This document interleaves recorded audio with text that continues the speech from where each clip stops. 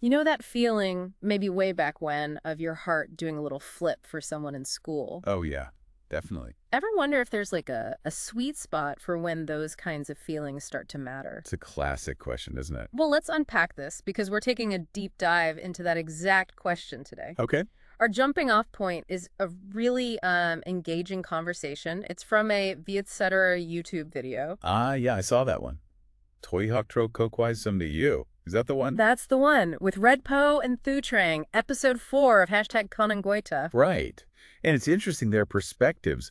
We have Red Poe, who calls himself a storyteller of crush stories. Yeah, he says his knowledge comes from like observation and curiosity. And he expresses that through film, photos, writing, all that creative stuff. And then there's Thu Trang. She's a second-year student, model, and MC. And she has this dream, right? Yeah. About experiencing and spreading beautiful love. Quite different starting points. Totally. And they actually started off with a fun icebreaker, 2 truths and a lie.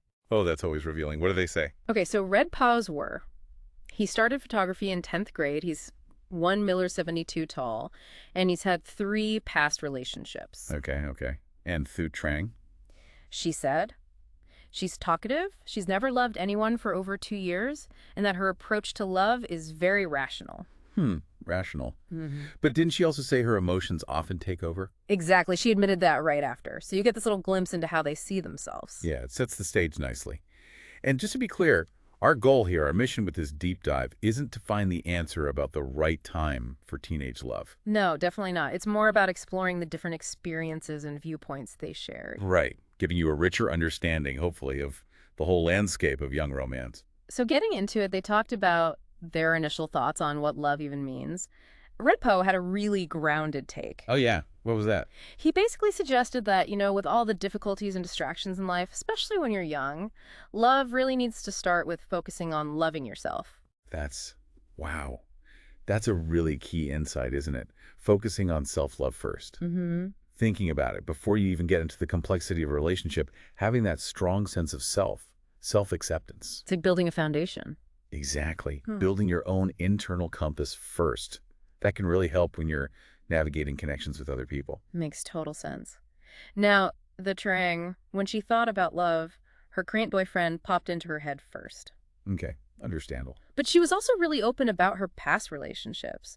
And what struck me was how she described her current love feeling different. Different how? Like more complex, more intricate than that pure feeling of first love. Ah, that initial innocence. Yeah. She even wondered if you can ever really get that back, that spark. She mentioned the movie Your Name. Oh, interesting reference. How did that fit in?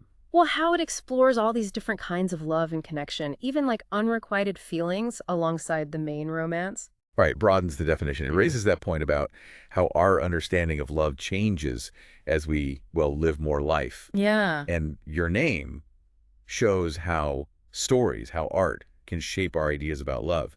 And Red Poe's idea of a crush. Oh, right. Someone you love but isn't necessarily your partner. Exactly. That adds another layer. His definition of love as really dedicating your thoughts, your heart, to someone's well-being. It's pretty deep for any age. It really reframes it, doesn't it? Taking it beyond just romance. Mm-hmm. Then the Trang shared this really relatable high school memory. Go on. Just that feeling of excitement, hoping to catch a glimpse of her crush near the bathroom because it was near her classroom. Yes.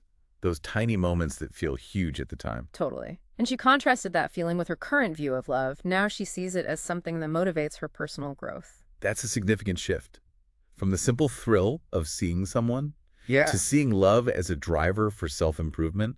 That's a really common part of growing up, I think. Definitely. It captures that adolescent intensity. And how it's all tangled up with just, like, the daily routine of school. She also told the story of how she actually met that crush who became her boyfriend later. Oh, yeah. How did that happen? It was just kind of random, at a convenience store waiting for a friend.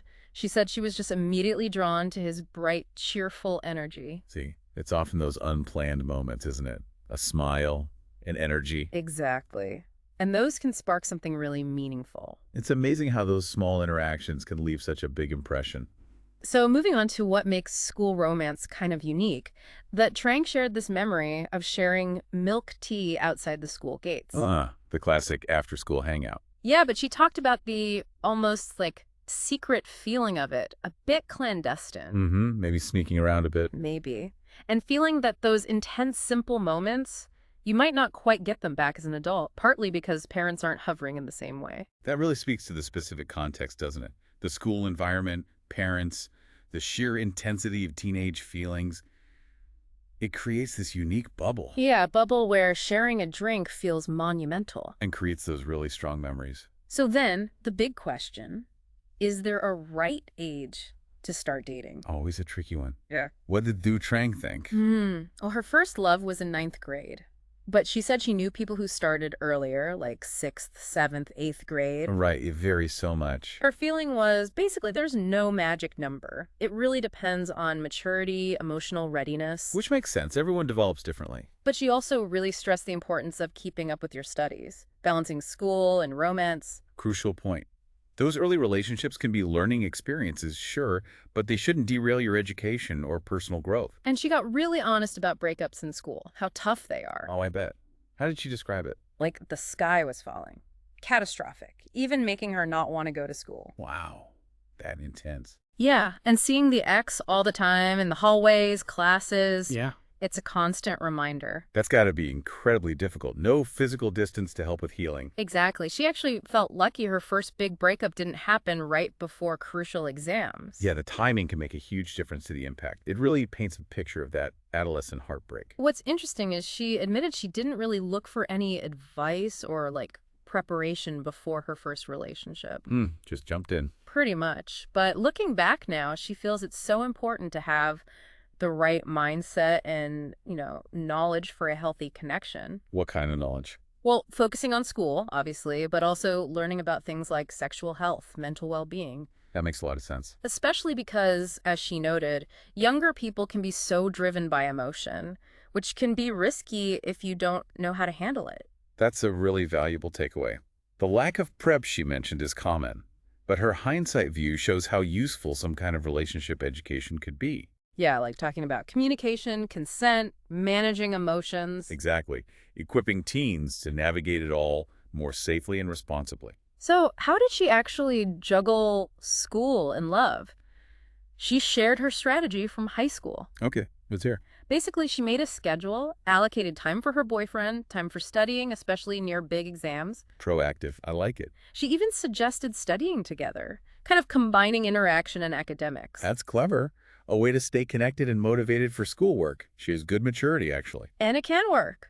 Red Poa mentioned knowing other couples who did similar things. Oh, yeah. Like one couple who made a point of taking walks each week just to share what they'd learned. Nice. Yeah. Simple connection. And another couple he knew, in architecture school, super demanding, they really supported each other through their studies. See, those examples show it doesn't have to be a distraction. A healthy relationship can be supportive, inspiring even. Right, it can fuel growth. The key seems to be that open communication and knowing when maybe you need help or advice beyond your own experience. Definitely. Which brings us to parents. Ah, yes. Always a factor. The conversation shifted to parental views and generational differences. Red Poa felt he had less oversight. Maybe because he was male. He suggested that possibility. Yeah. Trang, though, very different story. Super involved parents, especially her mom. Worry about everything. Even small things, like her fingernails, apparently. So her high school romance, that really amplified their concerns. I can imagine. Especially with big exams coming up. Oh, yeah. They were strongly against it. Even hinted at, estrangement. Wow, that's serious. But she kept seeing him while making sure they both stayed focused on school and they both got into the universities they wanted. That's impressive. Navigating that pressure by showing responsibility. And now, her parents' advice is different. More about setting healthy boundaries, staying safe. Especially around physical intimacy before marriage, she mentioned. Exactly. So you see this evolution in their advice, too. It really highlights the potential conflicts, but also how parental concerns can shift as kids mature and societal norms change. Red Poe also chimed in on generational shifts. He talked about his parents' generation in the Mekong Delta. Arranged marriages, right? Yeah, very traditional. He contrasted that with today, where connections are so much more open, easier, largely thanks to social media. That's a massive shift. It provides really important context, historical, cultural, Totally changes how people meet and form relationships. and brings a whole new set of opportunities and challenges for young people today. Then they did something really interesting in the video, a challenge. Ooh, what was the challenge? Po and Thu Trang had to call a past crush or partner Ooh, tricky. What was the purpose? just to express gratitude, to thank them. Wow, that's a powerful exercise. Reflecting, acknowledging lessons learned. Finding some closure, maybe? Yeah, and appreciating the positive parts, even if it didn't last. So how did the calls go? Po's call was quite touching, actually. He described the person as being like a girl from his youth. Nostalgic. Yeah, a bright star, innocent, cute. That sort of classic image of a schoolgirl. Captures that idealized feeling of first crushes, doesn't it? The Oh. positive imprint they can leave. It really did. And Thu Trang. She called an ex, too. Yeah. She genuinely thanked him, said he helped her realize a lot of things, thanked him for loving her, and wished him happiness. That sounds really sincere. It felt it, just acknowledging that shared history and growth. That shows real emotional maturity, finding value even in relationships that ended. It ties back to that idea of growth. So wrapping things up, they had a nice closing message, Yep. encouraging everyone listening to aim for, beautiful, healthy, interesting relationships. Good goals. And they highlighted the importance of love, sharing, openness, gratitude, the core values, really, with a quick nod to their sponsor, Love Monster. That's a positive note to end on. That potential for fulfilling relationships is always there based on those values. So, as we finish up this deep dive, we've covered a lot, haven't we? Definitely. From those first butterflies Yeah, the memorable school moments. to dealing with parents, finding balance. The importance of self-awareness. It's such a personal journey. And we hope this whole conversation has given you some food for thought, whether you're, in the middle of it now or just looking back. What really stands out is just there's no single right way to experience love when you're young. Everyone's path is so different. So true. Which brings us to our final thought for you, listening right now. Okay. Thinking about everything we've talked about, all these different views and experiences, what do you think is the most important thing to remember about love during your school years? Or even when you reflect on that time? Or maybe think about this. How do you see that balance between your own personal growth and your romantic relationships? How does that evolve as you go through different stages of life? Lots to think about. Thanks so much for taking this deep dive with us today.